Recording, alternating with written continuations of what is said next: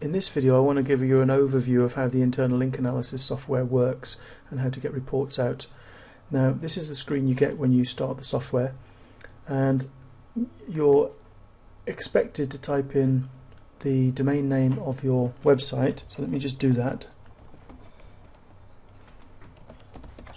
And then when you press tab or you click into this box, it automatically populates that with the expected sitemap XML file. Now sitemap XML is a Google sitemap, and you need it because this software will go to that sitemap and use that to find out what pages are on your website. Now the thing is, the XML sitemap you use has to list all of the pages on a single page, and some plugins no longer do that anymore. They have a separate plugin, a separate sitemap for tags, a separate sitemap for archives, a separate sitemap for posts, even posts within the same month and so on, and that they're all divided up into multiple sitemaps. We need a single sitemap, and there's a couple of ways you can do that. You can either generate a sitemap on the internet from websites like this one. Let me just load the browser. xmlsitemaps.com. What you can do is you can type in your URL there, and it will spider your site and create a sitemap as long as your website has 500 pages or less. That's the maximum size of the sitemap. What you'll get out of this online tool is an XML sitemap URL that you can enter into the tool here. You can just delete that and paste in the XML sitemap that the software gives you, and then you can go ahead and pass the sitemap. The other alternative, the one I use, is I actually use a plugin, and the plugin that I use is called XML Sitemap. It's by Jason Martins.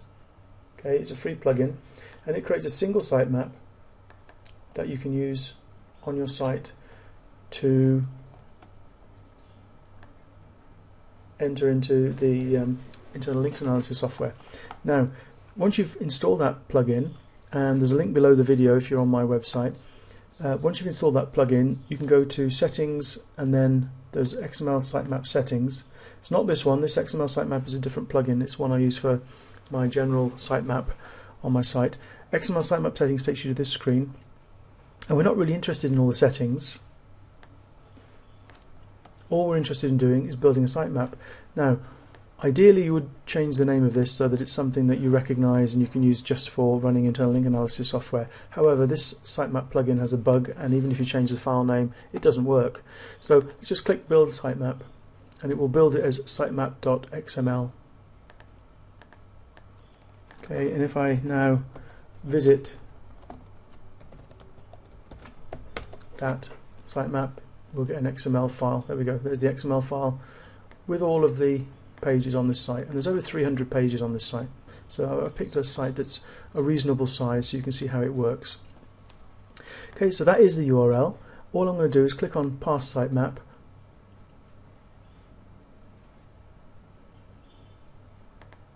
and it would help if I actually spelt my domain name right.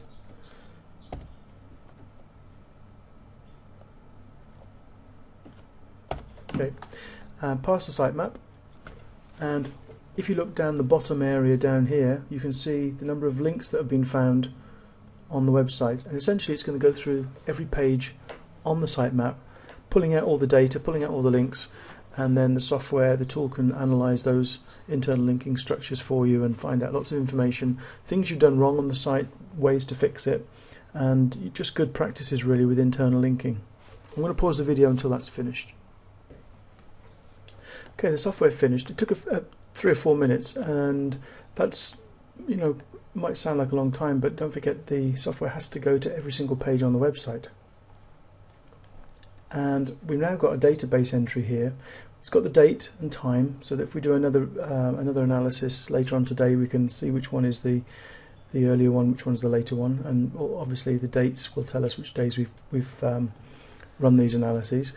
Now you can either double click on it, or you can just click on Open Database. If you want to delete one, you click Delete Database.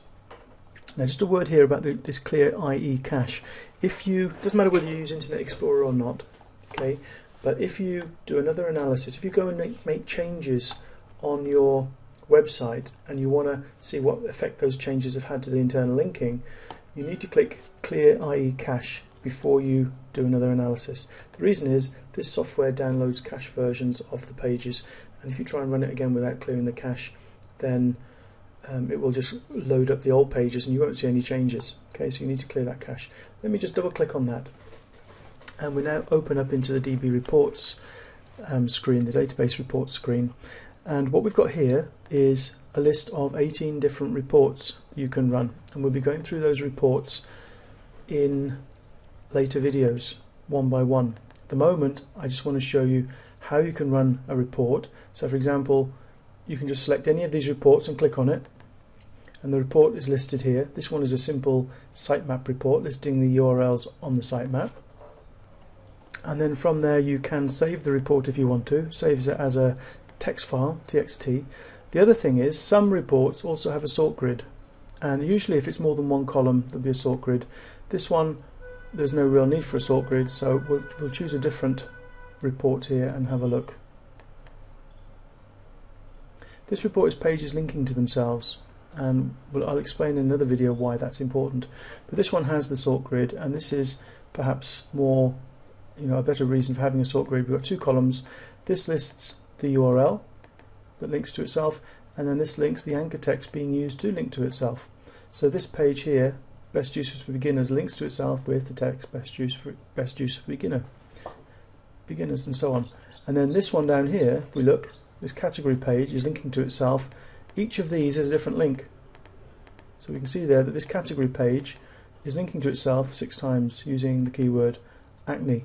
Now I suspect that's because there's 6 articles on that category page, and each one has the tags listed, the category listed, and the category will be acne or something like that. It'll be a link back to, it'll be to this category page. So it'll be 6 articles in the category acne, and they have the category listed on the category page, so they're all linking back to each other, back to that same page, if you understand what I mean. Okay, so that's how you run individual reports. One feature you've got is if you try and load a report that you've done before, like pages linking to themselves, it'll ask you, do you want to load the last save report or do you want to do it again, basically. If you click yes, it will just load the last one that was done for you. If you click no, then the report will be generated again for you. So if you made changes and or you perhaps stopped the report, because you can actually cancel the report as well. It's last report, no, you can cancel the report up here, and then as it cancels you'll only get part of the report, the first part that's been generated. So if I then wanted to go in and do that report, I would click no, generate it again, and it would generate it from scratch. Now some of these reports take a while to generate. For example, on larger sites, the site-wide inbound and site-wide outbound links, external links, takes quite a while to generate. As you can see, this progress bar is down the bottom here, and it's very, very slow. So what I would suggest you do is, if you are wanting to do a full analysis on a website, come over to this button here, Batch Run. Now with the Batch Run, essentially you can get the software to run all of these reports for you while you go and do something else. So you just select the ones you want, click on Process, and the software will go and do its thing. So let me just let's just type anything in here. It's not going to find any matches, but just put in anything, click on Process, and you'll see in the background now that the reports are running. So I'm just going to pause the video until they've all finished. Okay, the analysis finished and the batch screen closed, and now I can go and look at any of the reports by selecting them and just saying yes, load saved report. That's the one that was saved during the batch analysis, and then I can just check out the report. Okay, so that's how you run the batch, and that's how you run individual reports.